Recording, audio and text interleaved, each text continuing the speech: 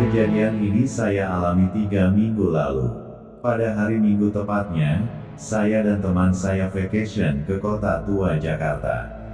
Kami berangkat menggunakan kereta, dan tiba di stasiun kota. Hari mulai siang jam 11.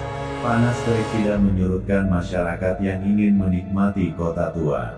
Saya dan teman mendatangi Taman Fathahillah, menakjubkan. Seperti di luar negeri, dan keramaian pun tak menyurutkan mereka untuk menampakkan diri. Entah kenapa, mata ini selalu tertuju pada restoran ayam cepat saji yang terkenal. Bagi yang sudah ke kota pasti tahu namanya. Di bagian bawah gedung digunakan untuk restoran, sedangkan di bagian atas kosong. Ada bagian jendela di lantai 2 yang tidak ada kacanya dan tidak ada daun jendela. Entah kenapa, seperti ada orang sedang berdiri di sana memperhatikan keramaian. Mungkin terasa terusik aku perhatikan sosok itu menoleh ke arahku. Ya Allah, no, pandangannya kosong tetapi ada rasa marah. Cepat-cepat aku mengalihkan mataku. Karena panasnya Jakarta, aku dan temanku memasuki Museum Sejarah Jakarta. Satu kata yang membuatku penasaran adalah penjara bawah tanah. Temanku gak mau ikut ke penjara itu. Tapi entah kenapa seperti ada energi yang kuat menarik aku untuk masuk ke semua ruangan penjara. Gak tahu kenapa, saat itu pengunjung ramai, tapi kenapa terasa sepi.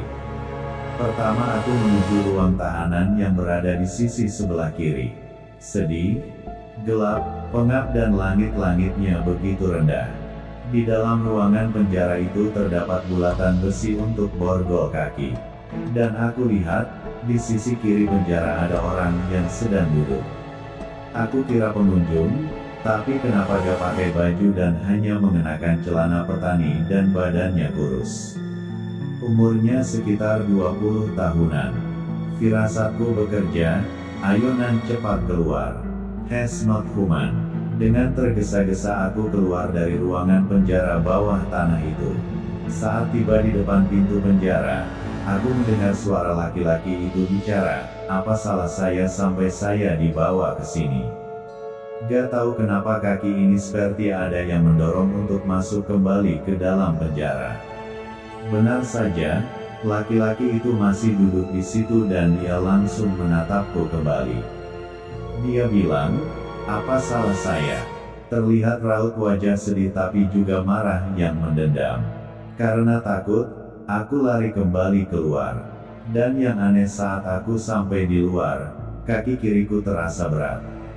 Untuk jalan pun harus aku seret-seret, dan terdengar bunyi rantai yang terseret. Ya Allah, tolong saya, dalam hati. Semakin coba melangkah kaki ini semakin sakit dan berat juga terdengar suara rantai.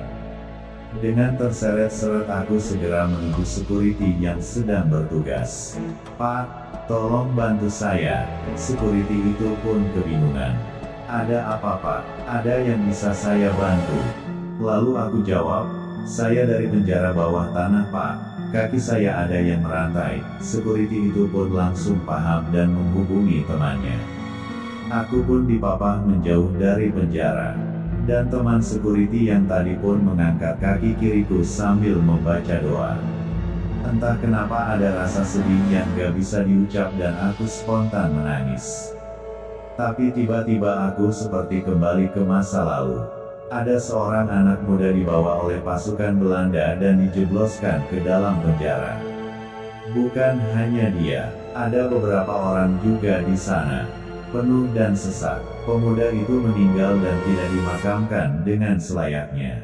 Tiba-tiba ada tangan yang menepuk pundakku. Ternyata Bapak Security. Saat aku lihat sekeliling, semua sudah hilang. Kakiku mulai terasa ringan. Aku ucapkan terima kasih pada security yang sudah membantuku. Aku menarik kesimpulan bahwa dia ingin menyampaikan pesan. Kenapa gak salah tetapi di penjara dan ingin dikebumikan dengan layak.